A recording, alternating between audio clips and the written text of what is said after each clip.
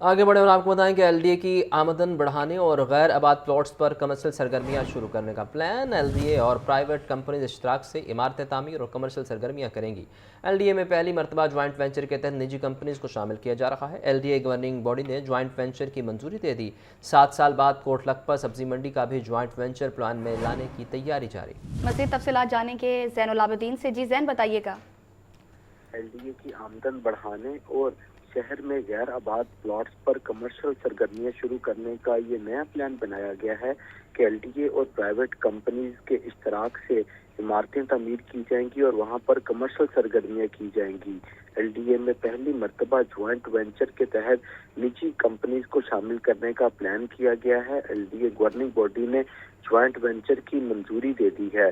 Private companies کے ساتھ joint venture کے لیے 8 مختلف سائٹس کا انتخاب کیا گیا ہے۔ 7 سال قبل جو کوٹ لکھپت سبزی منڈی کی اراضی کو واگزار کروایا گیا تھا، جس کے بعد اربوں روپے اس مالیت کی اراضی کو بے یار و مددگار چھوڑ دیا گیا، اب اس اراضی کو قابل استعمال بنانے کے لیے پرائیویٹ کمپنیز کا سہارا لینے کا فیصلہ کیا گیا ہے۔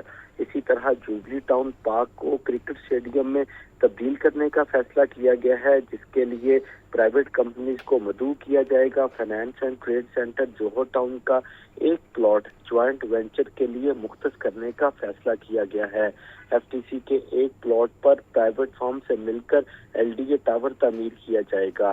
اسی طرح L D A city housing scheme کا ایک پلاٹ بھی جوائنٹ وینچر کے تحت قابل استعمال بنایا جائے گا۔